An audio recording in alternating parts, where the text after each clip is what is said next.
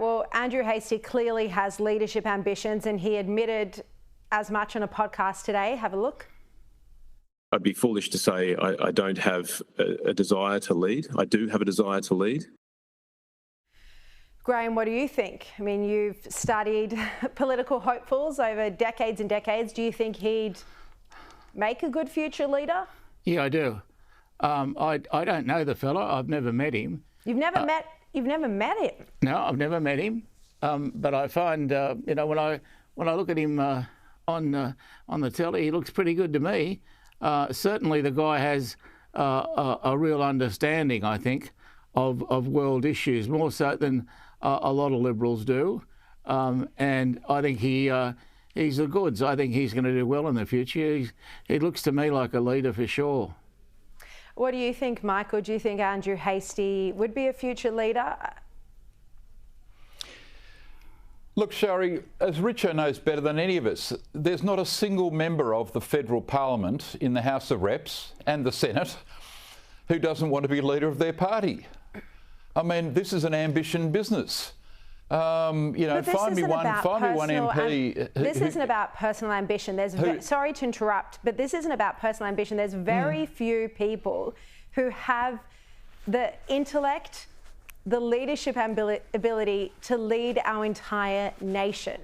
And clearly we haven't had those figures, in those positions because you don't have it with Albo. You don't have it with Albo and Chalmers, right? Albo, he's got an economics degree. He's got no interest in economics, and Jim's got a degree in Paul Keating. I mean, these are not serious economic managers, which is why the debt level in this country is out of control, and we've got deficits for $35 billion until into the never. Susan Lee's got a master's degree in tax and accounting. So don't underestimate the intellect of this woman. And all these women out there, all the left women criticising her. I mean, you're talking about an intellectually gifted person in Susan Lee. If Labor want to fight her on tax, on super, good. That's the Liberal Party's #1 brand equity on tax. So if Albo and Chalmers want to fight Susan on that, well, good luck.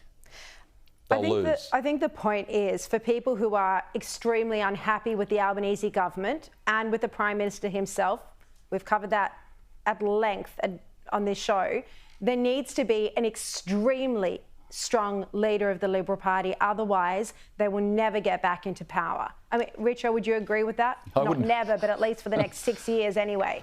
Yeah, I think they need to win back 50 seats. Yeah, it's going to take a while. Hopefully a long while, but it is going to take a while. There's an awful lot of ground to make up. I mean, I don't think people quite understand just how bad this election result has been. They're in strife, the Liberals. They'll get out of it. I'm not one of those doomsday sayers. The Liberals will certainly recover and they'll be back in government. But how long?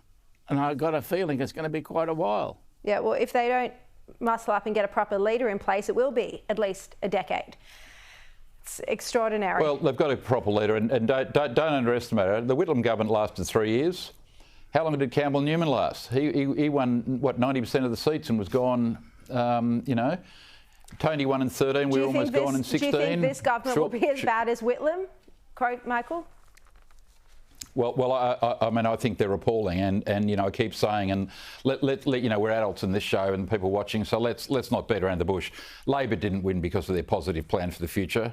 No, they don't have a positive plan for the future. They won because in 8 weeks they ran a brilliant, nasty, dirty campaign attacking Peter Dutton's personal credibility, which is what Labor are best at, and preyed on elderly Australians by, convincing them their Medicare cards would be stolen from them under Peter Dutton, and urgent care clinics would be closed, and Medicare funding would be slashed and burned, and that nuclear was going to cost $600 billion. And I'd add seriously, to that, it was built on a tissue. It was built on a tissue of lies. Let's be honest. They bought the young vote by promising to pay off people's HECS debt as well. It was $16 billion. $16 billion to people who are going to earn a huge amount of money when they're older.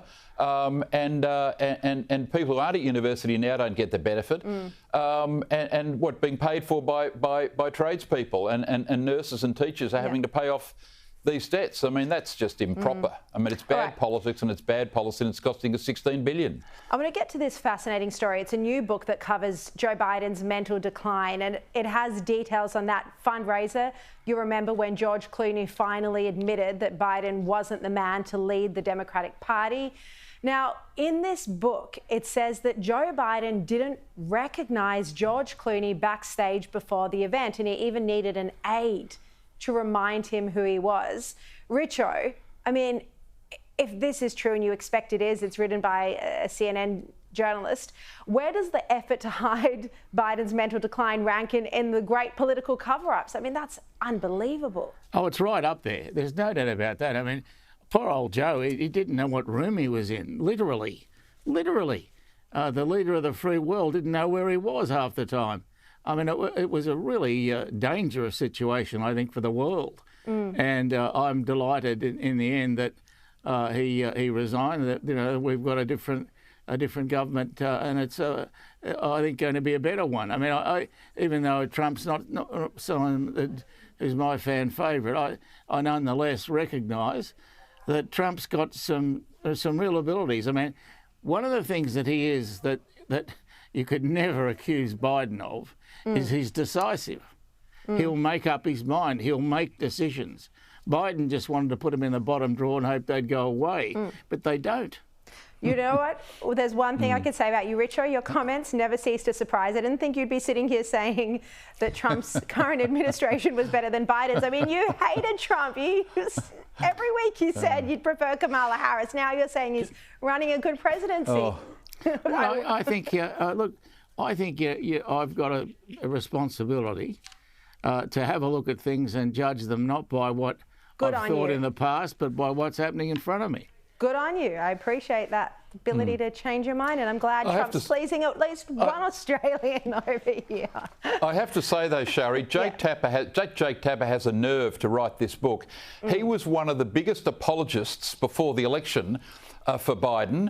There's a million internet clips of his on his show where he's criticising the Republicans and anyone else that said Biden's in mental decline. He was a ferocious defender of Biden's mental capacity. You play them and people will be gobsmacked at the sheer gall of this bloke. No wonder no one watches CNN.